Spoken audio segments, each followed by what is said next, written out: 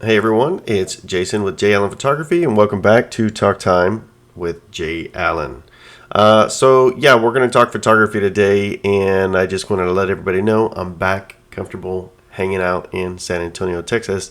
I left my wife there in Colorado Springs, but I'll be going back in just a few days actually to hang out there for a couple more weeks. My brother-in-law, who just got married, they didn't want to board their dog for like 3 weeks or 2.5 weeks while they were gone on their honeymoon. So they asked if my wife and I could come and, house sit, dog sit. And of course, let's try to do that. And so that's what we're going to do. She's able to do remote work and she's staying there for a while. So, like this, I think they actually leave. I don't know, it doesn't matter. They leave in a couple days, but she figured she'd just stay there after the wedding, no sense coming home and then having to go back. So that's kind of what we're doing. And I will be going back up there Saturday morning. I've actually got a couple shoots I'm trying to get lined up. I'm hoping to get something for a YouTube video out there in Colorado Springs or in the area close to. So we'll see how that works. So this week's episode is episode 22. We have made it 22 weeks in a row. And I didn't actually say last week was 21. I realized that as I was editing it back, but it doesn't matter, really the episode doesn't matter either, but I just kind of like to list it. It kind of lets me know in the back of my mind, hey, you're still doing it, you're still going. I think it's pretty cool that I've been able to do it. It has been a challenge. I will honestly say it has been a challenge trying to come up with something different to talk about each week. And, I even really contemplated, just take the week off. Just take the week off. But I just didn't want to. I've got the time to do it. I just didn't want to. Not hopefully, but my calendar does open up considerably once I head to Colorado Springs, even though I've got a couple shoots lined up. But I should be able to hopefully get things, back in sorts and get ahead of the game a little bit. I've been just kind of, every week trying to get these things out, and I don't need to do it like that. That makes it harder for me, and I think it makes it harder for my relationship because I'm always kind of trying to push just to get that stuff out, and I don't want to do that. There's no reason to do that. So I just need to try to get back ahead of the schedule, ahead of the game. You might hear my dogs in the background, but I've got the door closed, so hopefully that kind of limits that a little bit. But they're hanging out. They probably want to come in, but we'll see.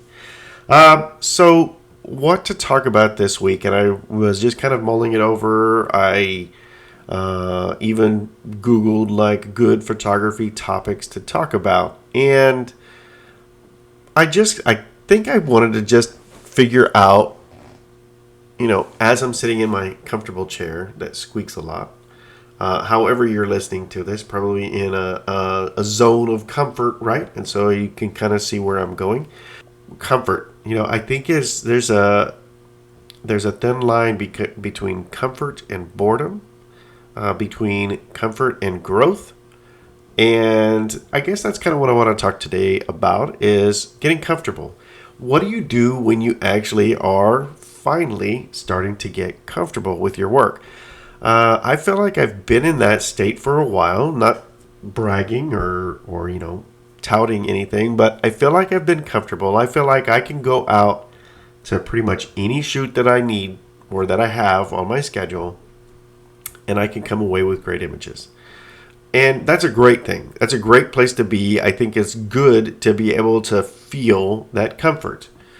What can easily happen, though, is you get that comfortable state and you just kind of continue to do it and you continue to do it. And sure enough, 3 years goes by and you're still in that comfortable state, but you haven't maybe gotten a whole lot better. You haven't taken any new steps, any new strides. And that's kind of where stagnation starts to come in. And that's kind of what I'm talking about, that thin line, right? And so as you start to stagnate, I think you can start to get bored a little bit with your work. I'm not saying this because in no way am I bored. I don't feel like I have time to be bored. But I kind of try to do that on purpose. I try to give myself enough things to keep me constantly going to where I'm not going to get bored. I do need to watch for the burnout, but I don't feel like I'm going to get bored. But I'm not going to talk about, comfort and give you my my result or my way around that comfort without doing it myself. And so this is probably the first episode that I'm going to talk about and actually give you homework if you choose to do homework. I'm not going to inspect the homework. I'm not going to grade the homework or anything like that, but it's just something to do on your own. And I think one thing that you can really do when you get comfortable is step outside of what you typically do and challenge yourself with your work. For me, I think I'm going to, and again, not that I'm bored, but I actually have been thinking about this for a while. I love Mustangs, and I'm driving an older hoopty that I say. It's a 96 Ford Mustang convertible. It's got a lot of imperfections in it. It is by no way restored or anything like that, but nothing that Photoshop can't fix, right? So when I post the photos, but something that I've actually really wanted to do is do like a photo shoot with myself and the car. So I've shot pictures of the car before, but never with myself in it. And so the challenge is a self-portrait. And so that's what I'm going to actually challenge you with. And maybe not necessarily a self-portrait, but for some of you, maybe you never step in front of the camera. Maybe that makes you nervous. I know for me, I feel like I get a little bit of an awkwardness in front of the camera. That's why I prefer to sit behind the camera and click the shutter button. But I'm going to challenge myself and try to get a self-portrait series done. And by series, I don't mean multiple sessions. I just mean I'm going to go out one night. I'm going to set a time to go out one night and do a photo session with me in my car. I'm not going to detail the car all up. I am going to run it through a car wash, make sure it looks good. But like the whole front bumper, the clear coat's peeling off of it. So I'm not going to be able to fix that. I might be able to hide some of that by how I position myself. But the challenge is going to be, again, one, I don't ever take pictures of myself. Two, actually taking pictures of myself. Am I going to use a remote shutter? Am I going to use a timer? I plan to light myself. I want to do it basically as if I was shooting a client. And so that's the challenge. If you're going to do a self-portrait, is try to set it up as you would for a client that you have. Maybe it's headshots that you need, and I definitely need some new headshots, but that's not what I want to do for this self-portrait. I want to make it a little bit more fun for me, and for me, fun is with the car. I've got several things in life that I love. My wife, my daughter, my dogs, my photography, and my Mustangs. And so I figure I will try to display a little bit of what I love in these photos. I'm not going to get out and do it this week, and as I already said, I'm going to be in Colorado for a couple weeks, so I'm not going to be around my car to be able to do it then, but my goal is to do it within 30 days so that I can actually try to do it when I get back to San Antonio. I'm going to have to do it in the morning because I don't want to do it in the evening because it sucks when it's 100 degrees. It sucks when you go out there and you shoot and you come back and you're just soaked all the way through. That's no fun for me. So my challenge, my personal challenge is to go out and do a self-portrait with me in my car. I'm going to light it. I might even pull in 2 lights to see how I like the look, but I already have a location kind of picked out. But let's talk about that challenge, right? And so it doesn't have to be a self-portrait. Maybe it's getting out there and shooting macro photography. Maybe it's getting out there and going to a popular place and going up to random people and saying, hey, would you like your photo taken? I'm a photographer. I'll do a 5-minute little photo session with you and just do that. It's something different. It's something that is a challenge. I know I reference Jared Polin quite a bit in my podcast, but I really do look up to him, at least in the way that he approaches photography. And one thing that he really says is when you feel like you start to stagnate, do personal projects. And, I know he's got books, and I don't feel like I'm going to do books because that's not me. I'm not like a photojournalist. That's not the way I shoot. and nobody's going to buy books of random high school people. That's just not going to work. But a photo challenge, and so maybe I try to do a self-portrait series. And again, I've lost nearly 20 pounds since the start of the year, actually since late February. And so why not, embrace that? Why not accept that? And hey, look at me, I've lost some weight, and that's kind of cool. Maybe it's not some of those things that I said. Maybe it's getting out there, and instead of using a 1 light setup, you use a 2 light setup. Or maybe you look at using light in the first place rather than going out with natural light. Or maybe, and I've done this before, you get so comfortable with using that 1 light setup out there on location that it's like a crutch. And so I would challenge you, if that's you, to leave the light in the car or leave the light at home and go out and shoot natural light. Shooting natural light is actually a skill set, and I think I took it for granted when I really started pushing with the strobe. I kind of thought, strobe is all that. Strobe is where it's at.